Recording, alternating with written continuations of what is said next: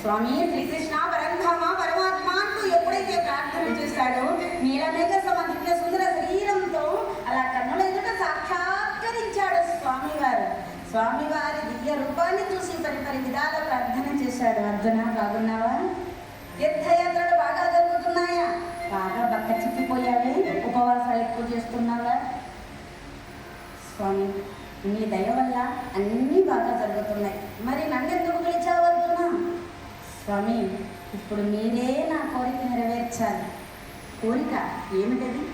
చిన్ననాటి నుండి అందరూ అనుకుంటున్నటువంటి విషయమే స్వామి. అందరూ అనుకుంటున్నారా? నేను ఎప్పుడు వినలేదయ్యా. స్వామి ఏమిటి మీరే ఇలా అంటున్నారు? ఏమనుకుంటున్నారయ్యా? సుభద్ర నా కోసమే పుట్టింది, నేను సుభద్ర కోసమే పుట్టాను అని చెప్పి అందరూ అనుకుంటున్నారు కదా. నా కోసమే పుట్టి పెరుగుతున్నటువంటి సుభద్రకు నాకు వివాహం చేసేటటువంటి భారం ఇదే స్వామి శ్రీకృష్ణ అన్నాడు. అర్జున ఇంతవరకు చేసుకున్న పెళ్ళిళ్ళు చాలా వాటయ్యా. నువ్వు తీర్థయాత్రలు చేసి ఏం చేసావు నాకు తెలియదా? మళ్ళీ ఇన్ని పెళ్ళిళ్ళు చేసుకొని మా చెల్లెల్ని నీకు ఇచ్చి పెళ్లి చేయమని చెప్పి నన్నే అడుగుతున్నావా? ఎంత ధైర్యం అర్జున నీకు అన్నాడు. స్వామి నేను మీ స్నేహితుడను, మీరే నాకు మార్గదర్శకులు, మీకు తెలియదేముంది, ఇదంతా మీదయ్యే అన్నాడు. సరే చిన్ననాటి నుండి నా చెల్లెలు కూడా నిన్నే భర్తగా మనసులో తలుచుకుంటూ ఉంది కనుక మీ పెళ్ళికైతే నాకు అభ్యంతరం లేదు. కానీ నాకు ఆలోచన ఉన్నంత మాత్రం అది ఇంట్లో చెప్పుకుందటయ్యా.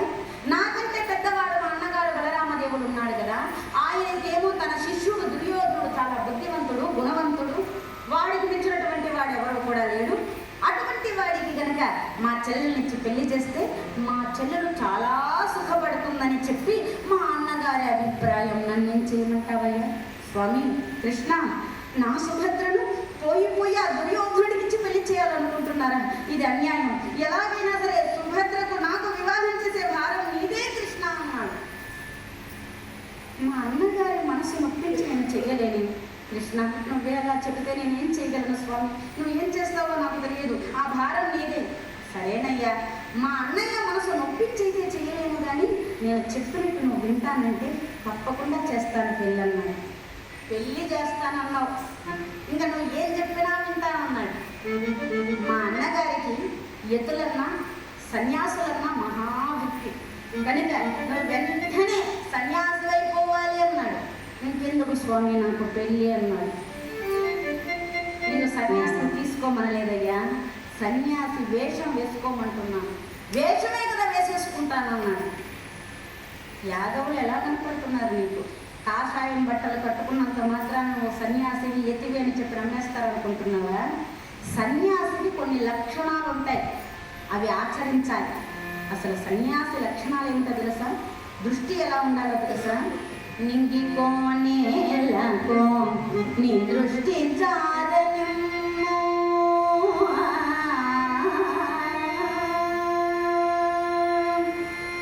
నింగికో నేలకో నీ దృష్టి చారనిమ్ము, వంగపాటోదవన పరుగుదలు, నింగికో నేలకో నీ దృష్టి